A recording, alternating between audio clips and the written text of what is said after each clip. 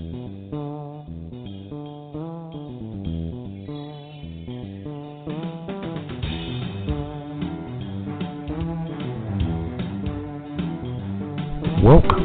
to the Lifestwists Show with your hosts, Terry Robinson, Lance Conley, and Eric Harrison. Good evening, good evening, good evening. How is everyone doing tonight? First of all, we want to wish everybody a happy holidays. I know everybody's scurrying around trying to get those last minute gifts and getting ready for Christmas, and also New Year's is around the corner. And again, we just want to make sure that we wish everybody a very happy holidays, and we hope that everybody's enjoying their time with their family.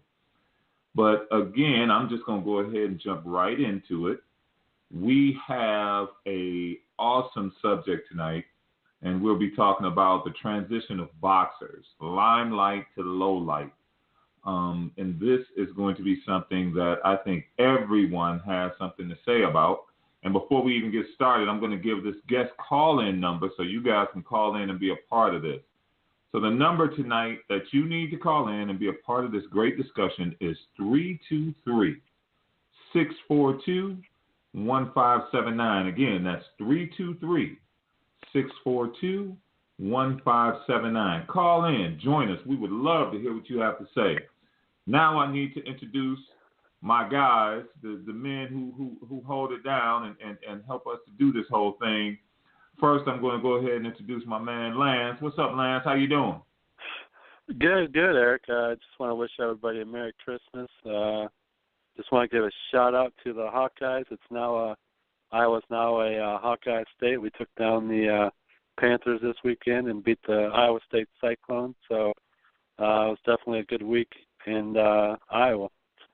I hear you, man. I hear you. That's cool. And Drake almost pulled one out. They gave Iowa State a good game. Yeah, almost is only good in horseshoes. But anyway, moving right along. We going to have to go ahead and introduce my man Terry. What's going on, T-Rob? Not too much, guys. How y'all doing, man? Good. So now that we're done with all the pleasantries, we're going to go ahead and jump into the subject. Terry, I'm going to go ahead and hand it off to you, man. This is something that's kind of near and dear to me because as I was growing up, man, my mom and dad, my whole family was into boxing, man. Especially, I came up during that Muhammad Ali era, and boxing was interwoven into the black community. So this is kind of a big deal, and not only in the black community, but everywhere. So, Terry, go ahead and get started, man, and let's go ahead and start talking to the people about what we got going on tonight. Yeah, one of the main topics that we focus on is obviously athletes transitioning from their sport. And I just happened to be watching, Bernard Hopkins a week ago, and I saw what happened to him. And it's something that just continues to happen over and over again. And I read posts and comments about what other people were thinking and saying, and a lot of people laughing about it. They think it's a joke, but I always look a little bit deeper than that because I don't think it's a laughing matter at all. Here's somebody that was a great champion, There's somebody that came from really, really humbling beginnings, and his childhood was rough. He grew up in housing projects. He ended up becoming. He got into the streets. He was stabbed 3 times. Ended up doing prison time and watched a guy get killed in prison over a pack of cigarettes. And he took up boxing, and it worked for him. Worked well for him. And not to keep going on and on, but I always try to give a little background before I start talking about anything. Because I have a lot of respect for him, and what I always struggle with is these guys making the transition out, and once again it's a lot harder than most people can even imagine because here's a guy that's 51 years old, and I don't think he needs the money. Sometimes that's what people think, but I think it's that drive, that motivation, man, to be the best and continue to just drive yourself till you can't drive no more. And I think he got stuck in that, and I think he just having a transition. I don't know what his life is going to be afterwards. Hopefully he gets past this, because even when you're leaving something, you want to try to leave on the top or in a good place. And for a blow, that was a big blow to his ego, the way it all went down. To see him get knocked out the ring, fall on his back like that, literally. I mean, it was crushing to me, because I'm like, man, what's going through this man's mind? What's going through his head right now? And so you see this in boxing a lot, too. So it's not just him. You see it even in the greatest, Muhammad Ali. And I know a lot of people say that I listen to watch a lot of documentaries on him, and, some of his corner people were saying, well, they would throw this money at him and he'd keep going. But I think it was much more than money. I think deep down inside, we still have these insecurities, man. And the best place for us is in that respective sport that we play, that we're good in. And once we step outside of that, we're not as secure as a lot of people think. That may be financial, or that definitely emotionally and mentally. So I think that's what's going on, and I would love to talk about that with you guys, So I just wanted to give a little foundation before we dive into it. Yeah, because I was thinking about it a little bit today, Terry. I was walking through the hospital at my job today, and, I was thinking, Bernard Hopkins, 51 years old. What makes somebody want to do what he does for that long? Because, the thing I was thinking about is, heck, I'm 47, and I couldn't imagine, trying to get into the ring with someone that's 25, 26 years old, and just think about what drives those guys to stay that long. I mean, your reflexes slow down. I mean, they're getting hit. They're getting knocked out.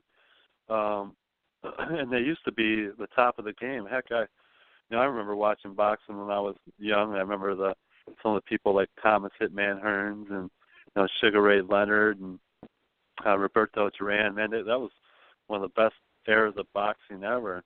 And those guys are warriors. And it's just they just don't know when to stop, because I think if you look at some of the best boxers, a lot of them just stick around not only one or two fights too long, but 5, 6, 7, 8 fights, and they just allow themselves to get, almost beat down and by some of these younger boxers that are coming up.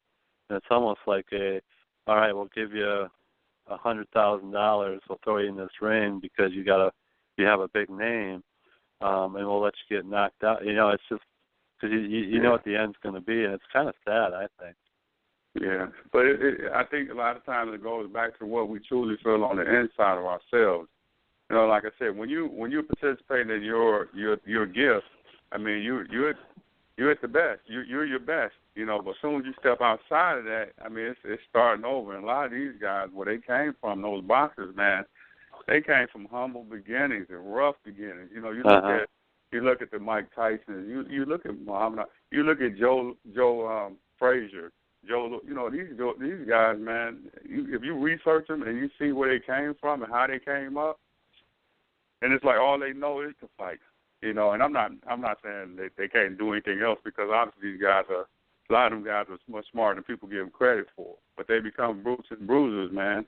And once they see that, they hear that bell, they think, man, I can take this guy out. It's no different than basketball players or football players. We always thinking, I can get this guy. This guy doesn't have the skill that I have. And think about it, Lance.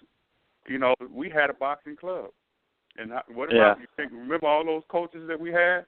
And how they used to talk, how they used to act? Golden Gloves, shoot, they up in there, they prancing around that place with their jackets on, 30, 40 years ago. Oh, yeah. Almost like, man, and they'll tell you, man, I knocked this dude out. 60 years old. Some of them 60 years old, yeah, and still bouncing around like they want to get in that ring.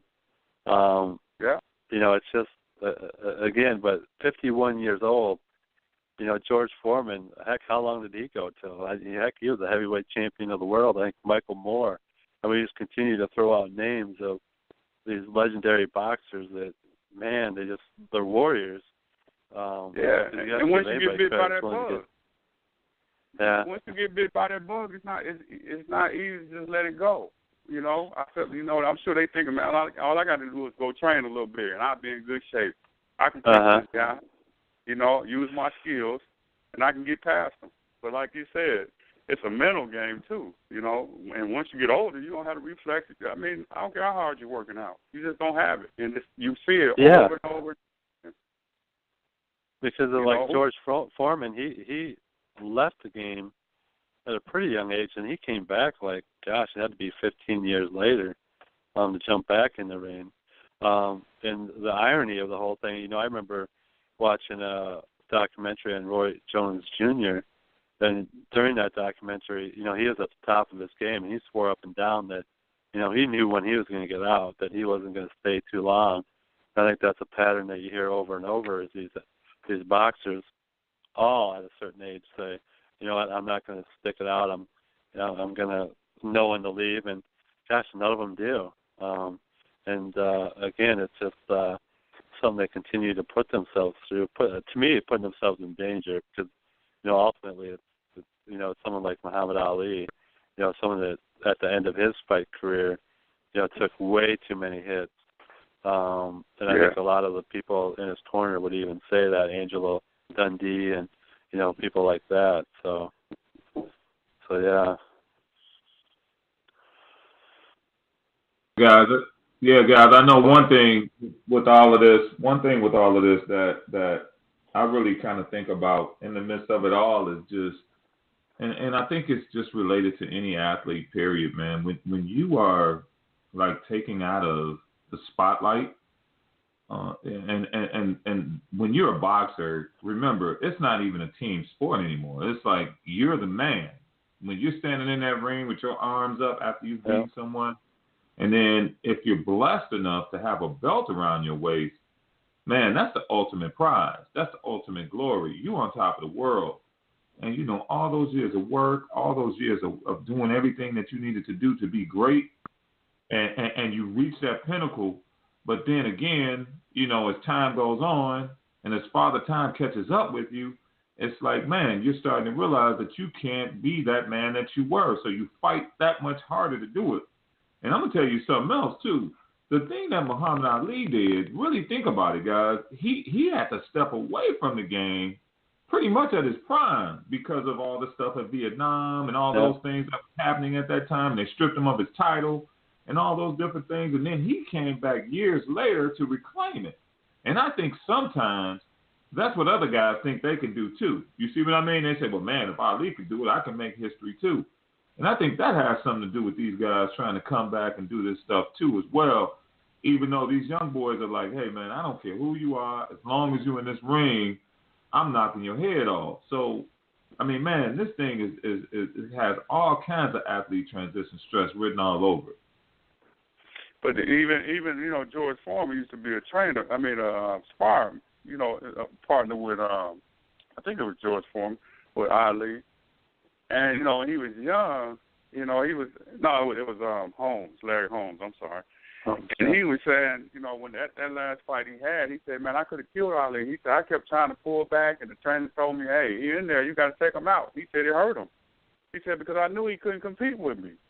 You know, but Muhammad, man, he had got so used to, because I think when it's all said and done, you know, we like that, you know, that the crowd roaring, everybody calling your name. You know, we like that, man. It makes us feel good. Because at some point in time in our lives, there was times when we didn't feel good about ourselves, and so that was how we learned how to get that gratification, you know. And Ali, he almost wore that like a crown. I can go in there and take those hits. I can take hits, you know, when nobody else can. And they were telling him, man, you can't keep taking these hits. You can't keep taking these hits in your kidneys, and you can't keep doing it. He said, look, this is what I want to do. So he almost knew it, what was going to happen to him. You know, but he couldn't walk away. He couldn't walk away. And that's why I'm saying I really believe on a subconscious level, a lot deeper than people realize, that there's something else going on where we just don't feel like we're worthy. And so when we don't feel that way, man, we'll put ourselves in danger all the time. And they do it all the time. And people are telling them, you need to walk away, you need to stop. They can't do it, man. They can't do it. Yeah, because I think we have a former champion right now, you know, Floyd Mayweather. will be interesting following him and kind of seeing what he does, because even predicting what he does, because he's 50-0. I think the last fight with Pacquiao, I think he made like $250 million or something like that, just astronomical money. But if I was a betting man, I would definitely predict that he comes back and fights at least once more and probably 2 or 3 more times, because it's exactly what you're talking about is a lot of those boxers or athletes in general just don't know how to make the transition outside of sports. Here's someone who has $2 million from the last sport or last fight. You'd hope that he had a plan after that last fight. What's he going to do now? I think there's only so many things that that motivates them or pushes them, and that's why I think they sometimes find themselves back in the ring, because like Terry and I think Eric said, it's the roar of the crowd, having that belt around your waist and having all eyes on you, because the pre-fight stuff, heck, they do it on Showtime, HBO, where they follow the guys, and it's a lot of attention when you're talking about boxing. Exactly. Yep. And these guys are risk takers too, because how many people could stand in that ring and do that? Not a lot. These guys are Floyd Mayweather, man. He gambled in one weekend and make $100,000. That boy is a risk taker, and he's a high roller. You know what I mean? And that's part of his persona. So I can't see him ever, not being that way. You know what I mean? I just can't. I hope that he gets out of there and don't destroy that record. Go down in history like that. But to them guys, everything is a gamble, man. And he probably willing to do it. He's willing to do it because that's him.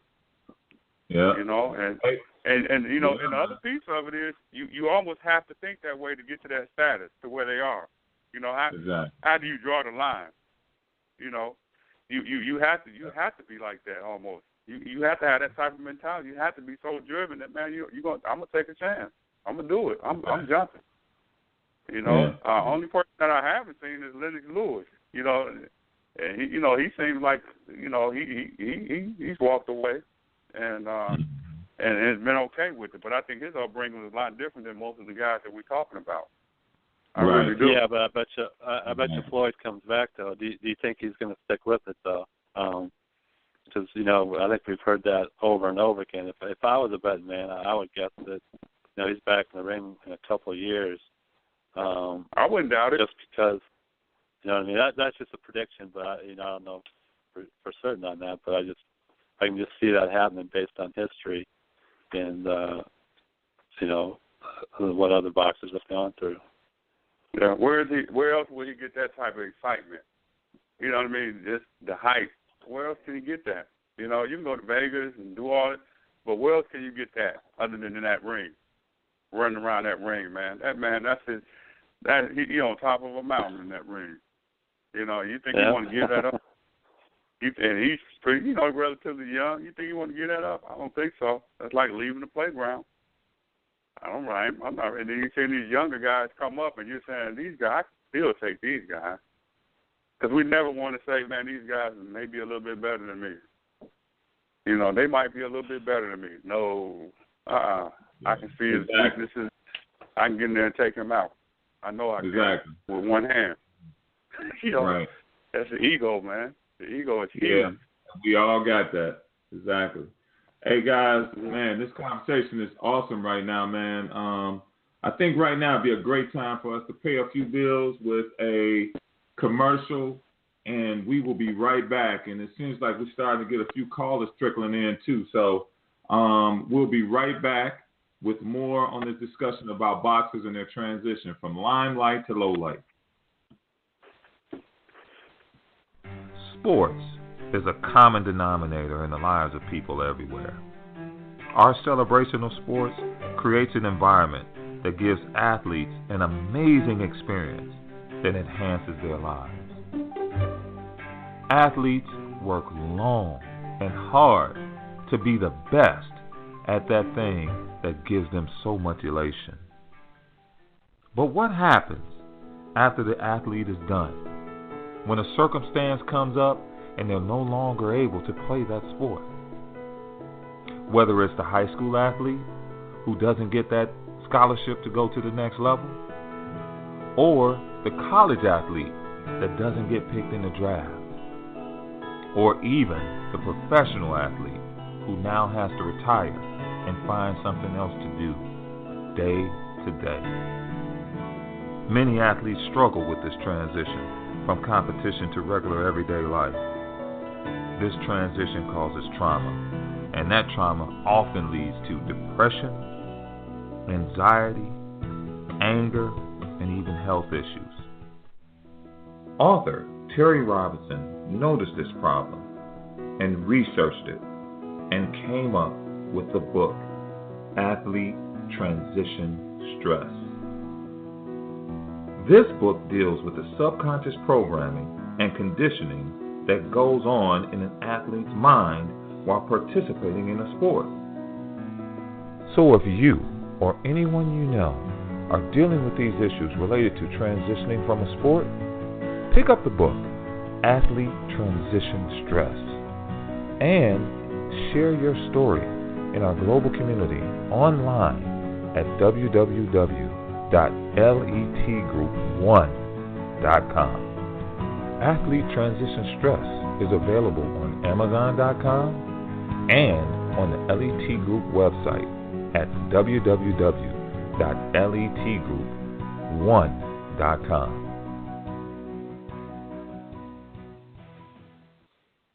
Yes, yes, yes. The book is Athlete Transition Stress.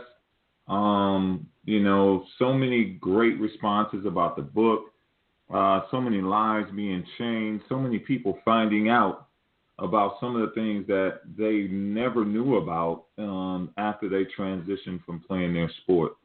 The book is now available on Amazon.com as well as on the LET Group website, which is www.letgroup1.com. And also on the LET Group website, there's so many other different things, transition stories, videos, even past episodes of the Lifestwists show. And by the way, I'm going to throw another plug in. My man Terry Robinson has an amazing interview from one of my guys, L. Fitzgerald Lester.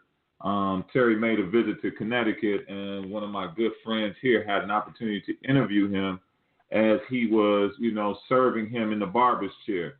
So if you guys want a treat, go out to the website and check that video out, and you'll laugh, and also you'll hear some great information from Terry about athletes transition stress. So Lance, I'm going to go ahead and hand this over to you. I think we got a special guest on the phone. Oh, yeah, I appreciate that. Definitely a special guest. Lamar Marshall.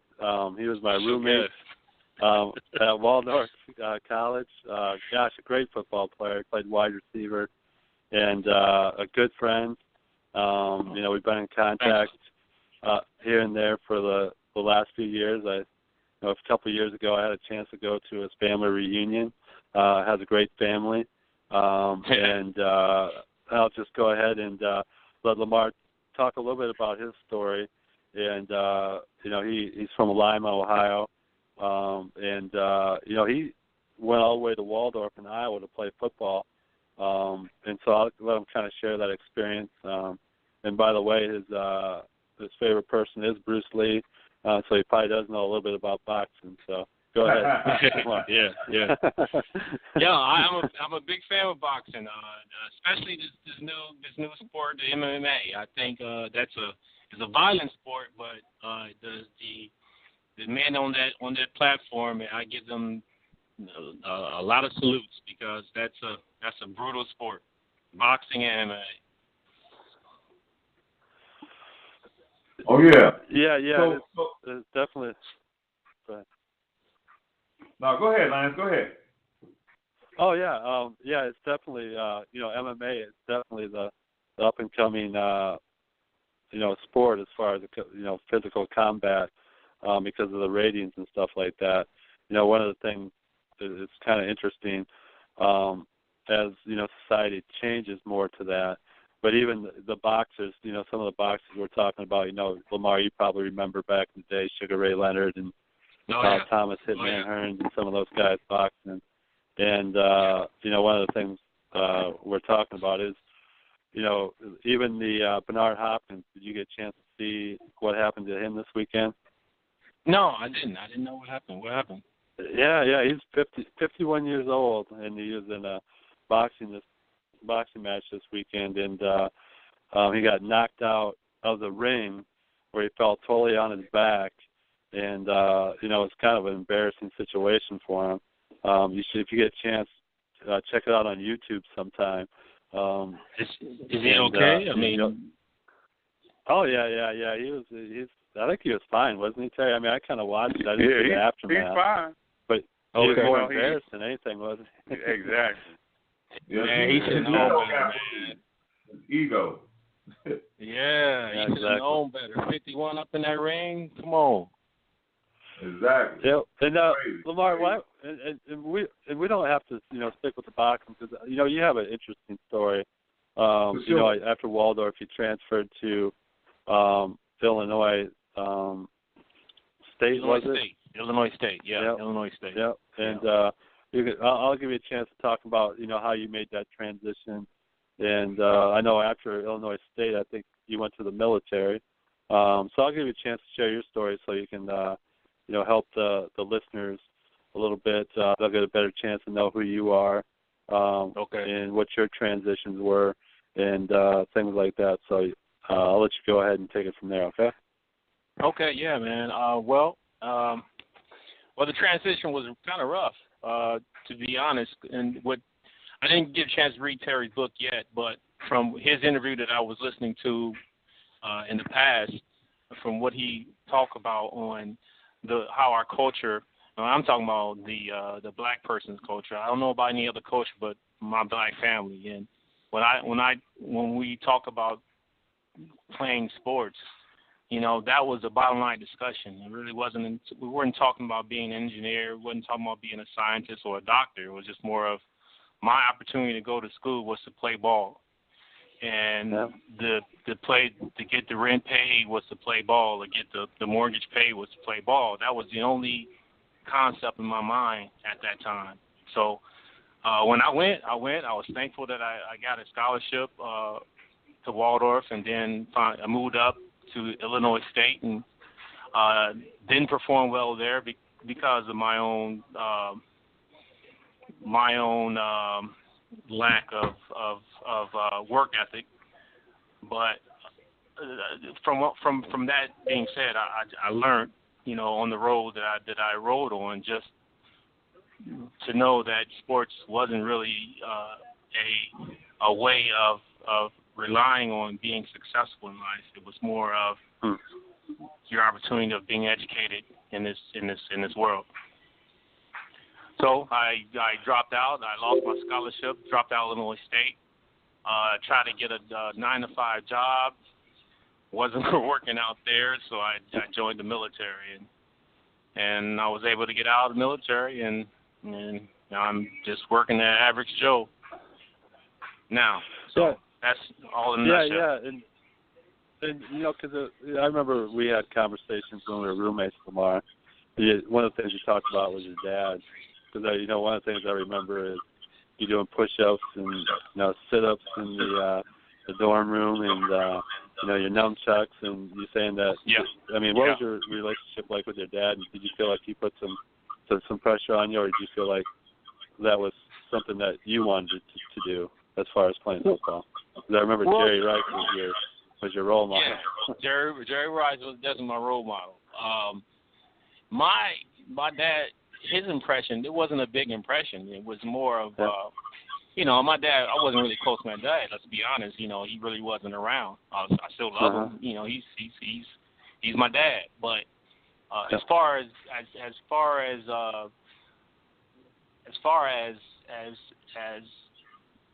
teaching me on what to do in my life, I think, he slacked on that, But it was a cultural thing, and it goes back to what Terry was talking about. It's a cultural thing. My dad, his dad, wasn't talking about having your own business or getting educated in college. It was just playing ball. Like the question was how many catches you made this weekend, and how many yards you made. It wasn't about what was your grade point average on your test today or something like that. So, it was a culture. It was a culture thing. So Lamar, go ahead, man. So this Terry, Lamar, and I'm in Ohio now, man. I'm in Toledo, so I haven't heard a lot about Lima now. Yeah, we're right. I'm an hour from you, my man. I'm an hour from you. I'm in Lima. All right, we're gonna have to get together, man. All right, that work. Yeah, but the question I have for you, man, if you have a son or a daughter that's interested in sports, what would you do differently? In terms of being involved in their progression. What would you do differently to help them? Wouldn't. Yeah, I wouldn't. It wouldn't be. That's not a priority. I mean, I would like for them to succeed in sports, but my thing, and I do this with my nieces, my nephews. My first question will be, what's your grade point average, or what you do today in school, and I'll focus on their conduct. One thing about conduct, if you have good conduct, the other things will fall in place. So that's my conversation with all my nieces and nephews at this point. And right now, I gotta put this out here. My son right now, he's a lab tech at Chicago State University right now. So I'm proud of him. I mean, he's doing his thing. So. Yeah. That's we talk about that's that all awesome. the time, Lamar. It's about character, man. When it's all said and done, it's about character, and that's what we have to build upon. Because I think he went to high school at St. Joe's, didn't he, Lamar? He went to St. Joseph. Yeah, in Illinois, I think. Yeah, the same school as Isaiah Thomas. I think I remember that. Yeah. And I think that's a great lesson, because I think so often when it comes to kids and stuff like that, I think a lot of times, a kid gets home from school, the first thing is, how was practice? How things go with the coach and stuff like that, versus, how was school today? How was the science class? Or what'd you learn today? And that's kind of what you're talking about. Yeah, exactly right. Yeah. Because we plant those certain seeds and we don't even realize it sometimes. Because the kids are paying attention, they're listening, and it's going into their subconscious. Every time I get this is how I relate through sports. You know what I mean? And so this is how I'm gonna make my dad or my mom or whoever happy through sports. Yeah. You ask those particular questions. Absolutely so correct. How old is your son now, Lamar? My son now is 21. He's 20. 21. Wow. 21. That's awesome. Yeah. That's great. So I'm proud of him. To hear that. Proud of him. Yeah, that's definitely. Man, that's awesome. Hey, Lamar, I have a question for you, man. So, do you find yourself really missing some of the things that you did when you were an athlete? I mean, even though it may have been years ago, do you go back in your mind and think about some of the good things that happened during that time and kind of savor some of those good times? Because, it couldn't have been all bad. I know you had a ride and it may have been tough, but I know there had to be some good times as well, because I think that's what a lot of guys do. They kind of hold on to the past and that good, those good times, the things that made them smile. And, those things are really hard to let go. Yeah. I say two things that stand out. One is the brotherhood. And the other one I can think of is just that victory moment. That when you can smell it, it's just something about it. Something about it. Yeah, and man. The one thing I can implement, and those two things right there, I can say from a man that's not playing anymore. I think that those two things can work now in a person's day at this point in time. One, to me, honestly, since I'm a man of faith, I think that brotherhood feeling can come into your church. That's if it's real. And some churches ain't like that. I'm not, trying to jump on this religion thing, but that's how I substitute those two. And the victory thing is just keep moving. As my grandma say, keep on keeping on. I think that's where you get your victory moments from. Exactly. And you know what, Lamar, the cool thing about it is, and you just brought up a very good point. Terry talks about this in the book too, is that, you know, we have those feelings, man, but sometimes we have to find something else to do that may be able to replace those things, something positive. And from what you just said, that's exactly what you did. You found something positive, and then you kept it moving. But like, if we get back on this boxer thing, you know, these guys that jump back in the ring after all these years and they're not even ready, really, you know, they're trying to recapture that thing the wrong way. You know what I'm saying? They're trying to recapture it by doing what they did before instead of reinventing themselves and doing something different. I mean, what do you guys think? What do you think about that, Terry? I mean, I agree. Well, go ahead. I'm sorry. Go ahead. Well, you know, I was going to hit both of those points together.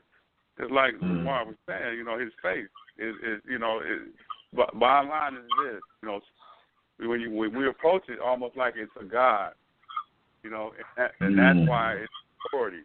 And that's so, good. And so that's how we approach it, like it's a God, and it is the church, and you all and I've got a background in counseling, in particular substance abuse counseling, and we always talk about a higher power. You got to have a higher power, man, because that's the only thing that's going to sustain you long term, and that's why sports is only short term, but God is long term. So that just to your point, you know, that's the whole point behind it.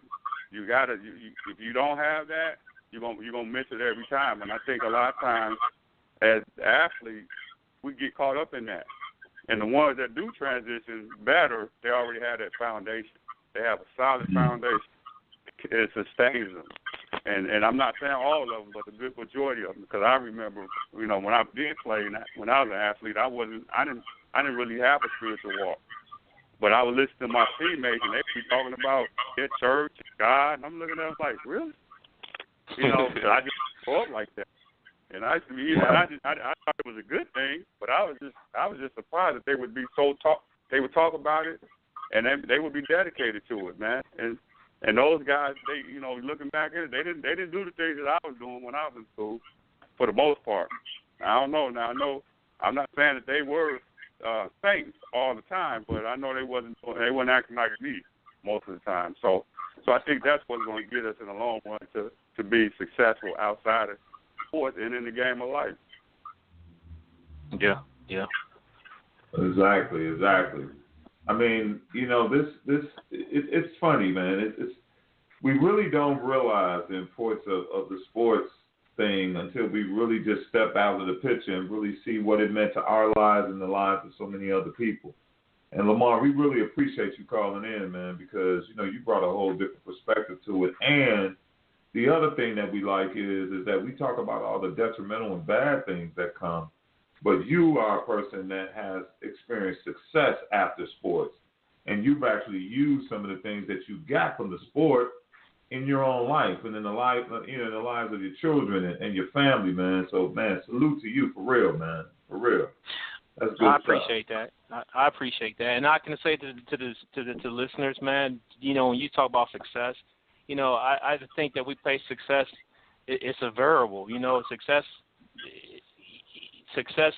is what you see yourself as success. It doesn't depend on who see you as being successful or not. Exactly. That's all I have to say. Definitely appreciate you coming on tonight, Lamar. You my man. You my man, bro. Hey, this is my roommate, dude. When we didn't have we only had like one credit card, like only $20, man. We bought a 40-ounce and we got pizza. That's all we had. Oh, you got stories. Hold up. You got stories? Oh, Right. hold on. Yo. You got stories, huh? That was my dude, man. Yo, man, I'd rather die with this man anytime. Hey, man, that's beautiful, man. That's the other great thing about those good times, too, man. You remember stuff like that, man. Lance started shaking a little bit, though, folks. Lance started getting a little nervous because he thought he was going to tell something on it, but that's okay. I that point in the pizza, we can read between the lines. Right, exactly. I can feel it. Hey, but you know what, guys? This is a great time. We're gonna go ahead and take another commercial break, and we're gonna be right back, man. And man, we really appreciate the caller, Lamar. We appreciate you calling in. And hey, if anybody else wants to call in, the number is 323-642-1579.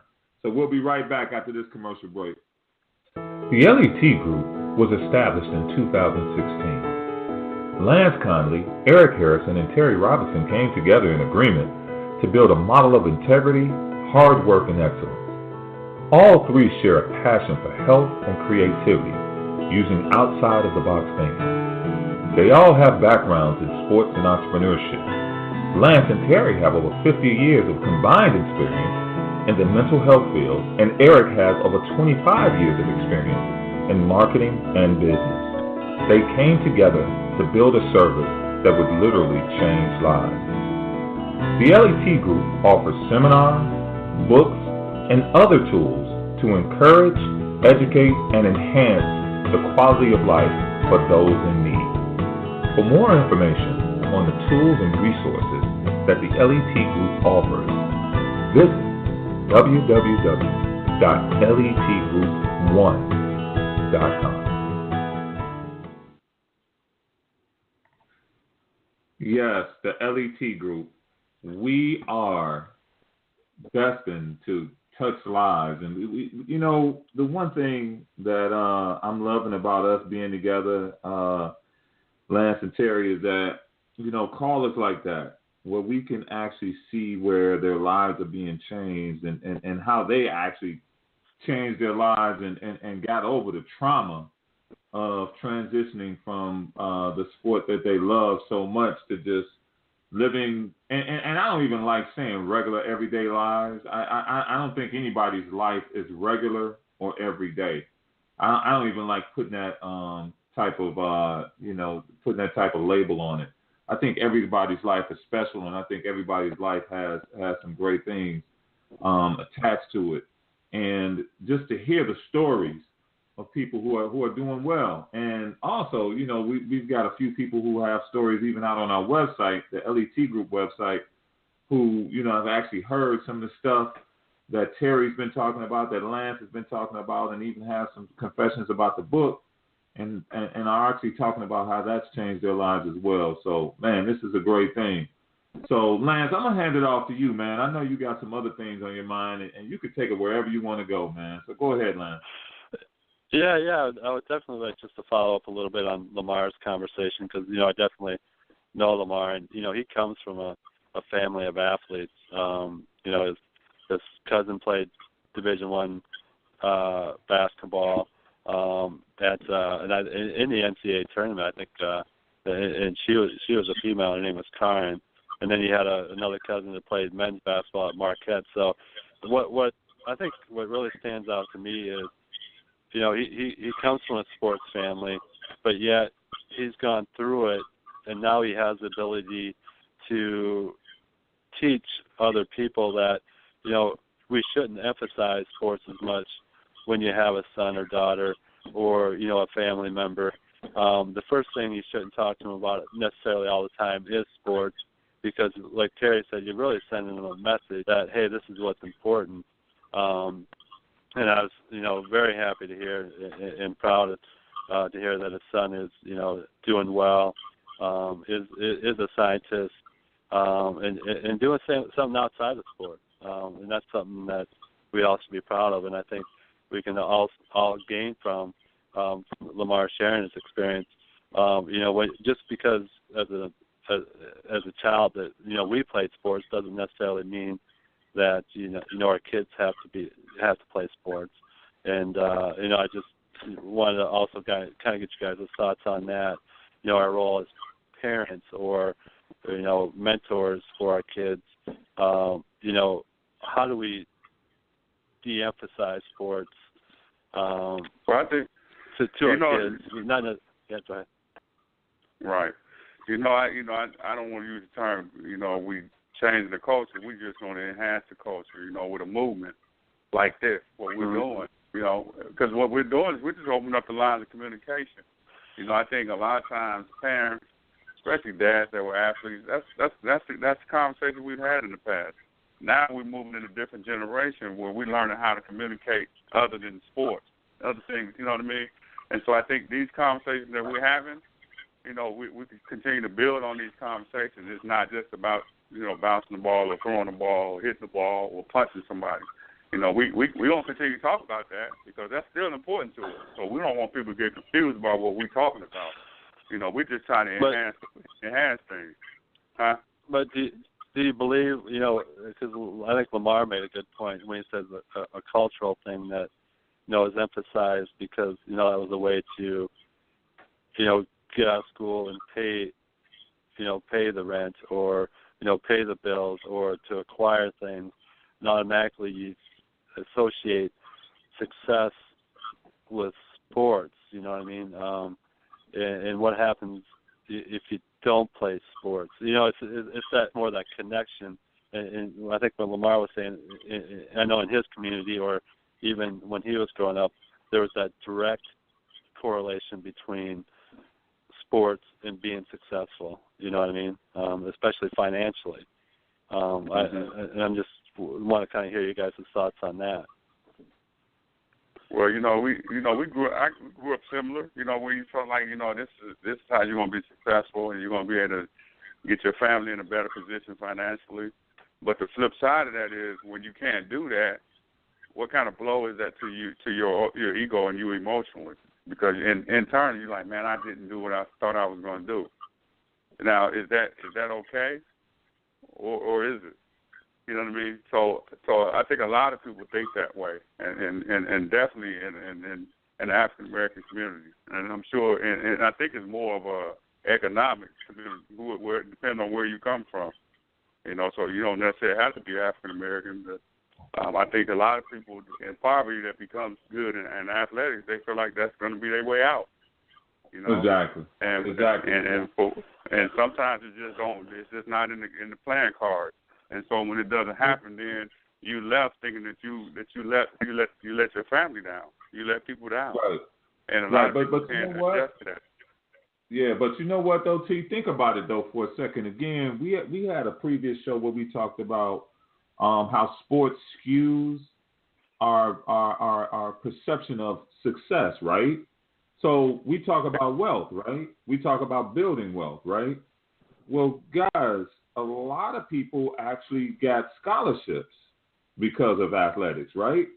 So if you got a scholarship and you had an opportunity to get an education, which could further you or get you a little bit better, because in my case, I'm going to be honest, without what I got from Drake University as far as on the educational side, I wouldn't be where I am today, as far as the money I've made and different things like that. Now, back then, when I was playing, was I really thinking about that? I'm going to be honest with you. No, I wasn't. I was thinking about trying to play at the next level or do something like that.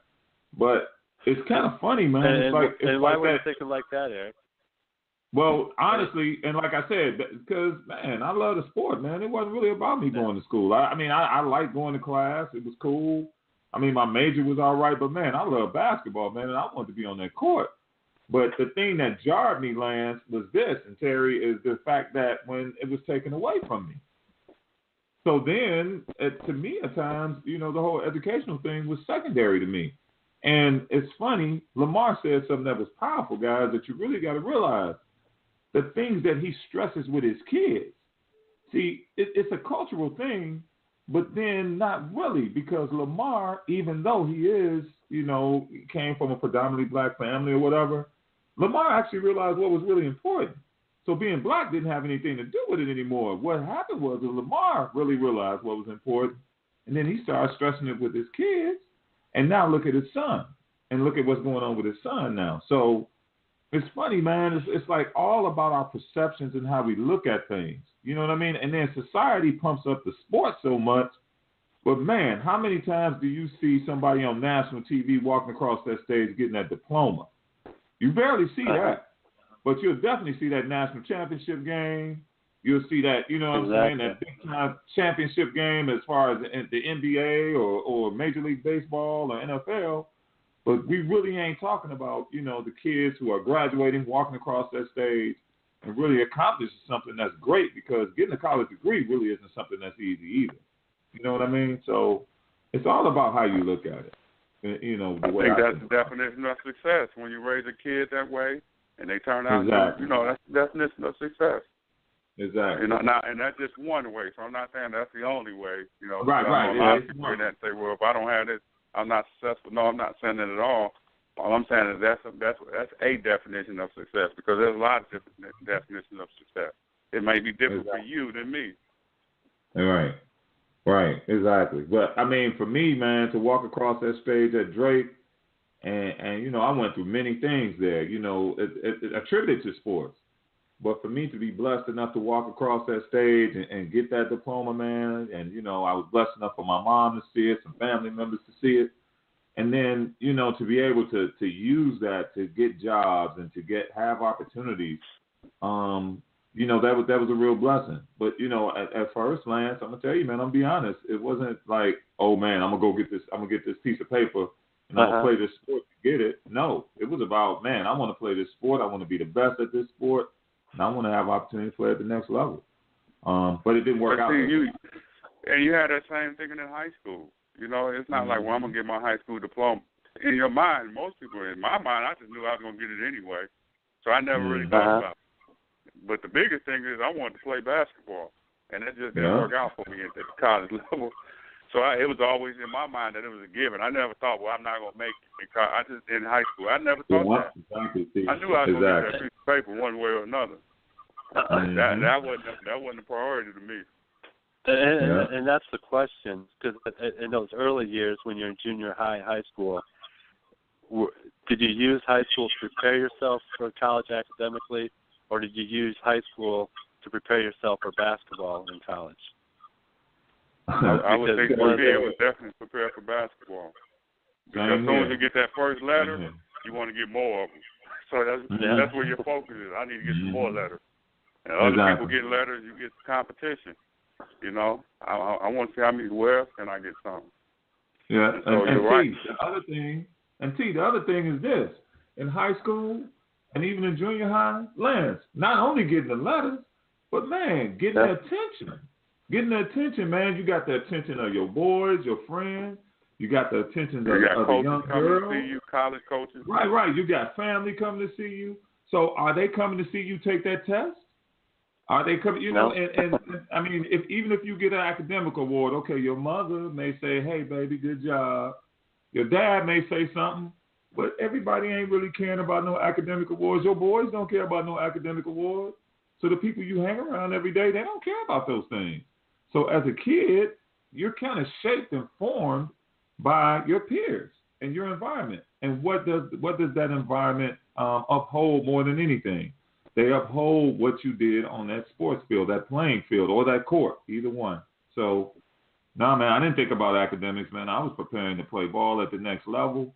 Hey, man, I wanted to be on TV. Hey, guys, remember on NBC when the NCAAs was on NBC and they was playing that song, This Is It, by Kenny Loggins? That was the song that was in my mind. I said I wanted to be playing, and they was playing that song for me. That's what my thing was, man, and that's what motivated me. You know? Yeah, you were being programmed. That's what exactly. They know that. The people behind the scenes, they know exactly what to do, what to play, what to show. And that's how they got millions of kids, thousands of them, thinking the same thing. That thing you thinking, everybody was thinking that. And that's how, don't you think you lose perspective? Because, well, like we said, only 2% actually make it to the pros. And so when you're in high school, we kind of, in the previous show, talked about our role models and them being coaches and stuff like that. Well, coaches, predominantly, they come from a sports background. You know, what are we missing here for that person to ground somebody to say, hey, sports is good, but let's balance this out a little bit. And I think that's what Lamar was really, you know, hitting home. The point is, you know, because his son played basketball at St. Joe's, but you know, he didn't say anything about that. You know, he talked about his son, you know, being an academic. You know what I mean? So that's what really stands out to me. How do we balance that out for kids at that age, and how do we, like we talked about, drop seeds or plant seeds so kids have some balance, that their whole experience isn't just about that particular sport. Well, a lot of it comes down to who's present in your life. Unfortunately, I mean, most people are not going to get what he got. You know, and maybe Lamar just turned his things around because he didn't have it, and now he flipped the script. And, you know, he changing the generation. He's breaking the cycle. You know, because the reality of it is, how many kids that play sports and are good at having dads or parents in their lives functioning well enough to even give them that information. A lot of times, parents, they weren't raised that way, so they can't give you something they never had unless they learn it somewhere. So part of what we're doing is educating people so that we can get in it. The reality of it is, you know, we live in a world where, you know, people are selfish. You know, we live in a capitalist society, so there's always going to be kids that are going to miss that. They're going to miss that, and there'll be some that will fall through the cracks and don't have to go through that. You know, and so he's very. That's why I said that's a definite success because his kid is lucky. Because there's a lot of kids that don't have a parent in their life that's going to tell them that. A lot of kids, majority of them. And T, think about this. Lance, think about this. We're on internet radio right now, okay? We worked hard to get this show, right? Hey, man, our message is only on internet radio. We on social media. We doing all of that, right? But the message that the system is putting out there is, hey, you know what? Sports is king. If you're good at this sport, you're going to get what you want. You're going to be what you want. You're going to be able to take care of your family. You're going to be able to do all these things. So if you don't have somebody that's close to you speaking or saying something in your ear, whether it's a parent, a mentor, a relative, whoever it is, correcting you and showing you the right way to go, these messages are being sent to us every day. Every day. If you turn on the TV, what are most young boys watching? They watching Sports Center, right? To see what the latest highlight is. They're not watching some educational show on PBS. They're not listening to WNPR. Now, if they are, that is because they were influenced, right, T? They were influenced by somebody in their life that said, hey, you know what? You need to check out this stuff. Or you had a parent that said, turn that dog on TV off, and you need to listen to this. So they were exposed to those other things. Somehow, some way. Yeah, go ahead, key, exposure. Experience and exposure. That's what it's about. And this is part of being exposed to something different. Because I want to keep emphasizing, we're not hating on sports. We all love sports. No, not by no means. By no means. I love it. I love sports. Not by no means. We love it. And by no means. You know, we need to understand the whole process a little bit better, so that people are a little bit better off when it's over, because it's going to be over eventually. You know, but no, it's going to be over, man, eventually. Yeah. But we can't let these things destroy us in the end. Yeah, because I'm watching sports every night. Yeah, but what we're talking about is bringing balance.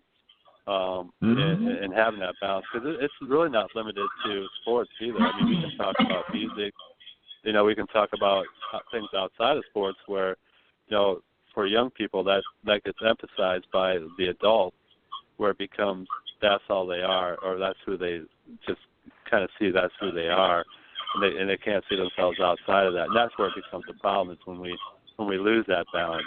And you know, how as an adult do we make sure that our kids and the people around us have that balance?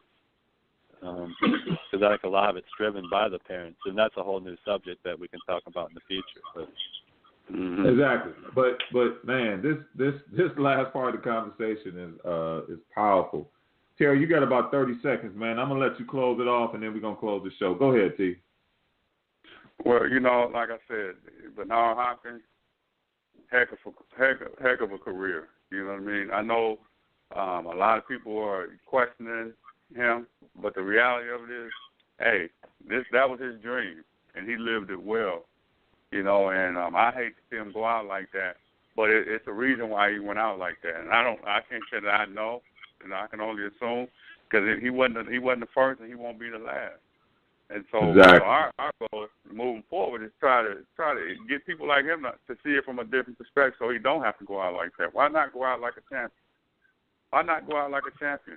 You know, and I'm not taking anything away from what he did because he is a champion. But I just hate to see him go out like that when we could have avoided that. We could have avoided that. But I think, you know, deep down inside, we still carry a lot of pain. You know, we carry a lot of pain, and we continue to try to numb ourselves to reality. And I think his way of numbing himself to reality is getting in that ring. You know, and then it gets to a point where you just can't do it. No matter what you think, or you just can't do it no more. And why do we have to take it that far? But at the same time, this is a warrior, a conditioned warrior. So when you turn that switch on, I can sit here and say, yeah, why didn't he get out? Man, this man's a warrior. He's a modern-day gladiator. They can't turn that switch off. You know what I mean? Based on what the information that they have today. And so we're trying to create a culture or enhance the culture and give them some more information so that they can. You know, you could have fought till he was 48 years old, but 51, that's too much. You know what I mean? So, you know, like I said, we started out talking about the boxers, man, like him and Tyson, them guys, man, they carried a lot of people on their backs and their shoulders, man.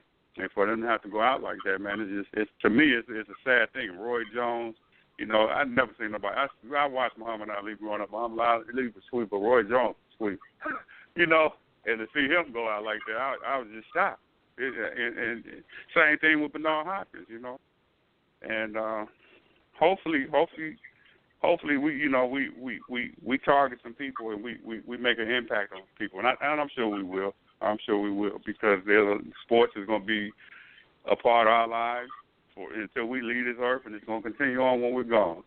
So, and we love it because we wouldn't be there talking about it if it wasn't for sports. So Exactly. So so everybody, you know what? This has been a powerful, powerful show. Lance and Terry, again, you guys just amaze me with your insight and all the things that you bring to the show. Man, we are so happy to be bringing you all of this great information. Again, if you want to keep up with us, we're on Facebook, we're on Twitter, we have an Instagram, and the way to connect to all of that is on our website, www.letgroup1.com. The book is Athletes Transition Stress.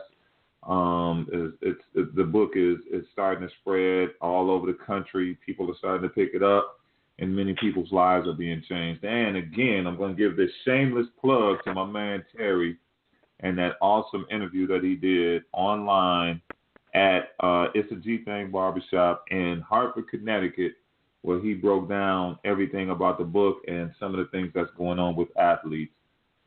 Again, we want to thank you for joining us. Thank you for listening, and we will see you next week. Thank you.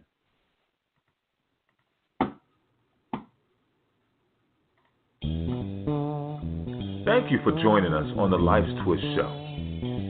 When you have a chance, please check out our website at www.letgroup1.com and see all of the things that we'll be doing over the next several weeks.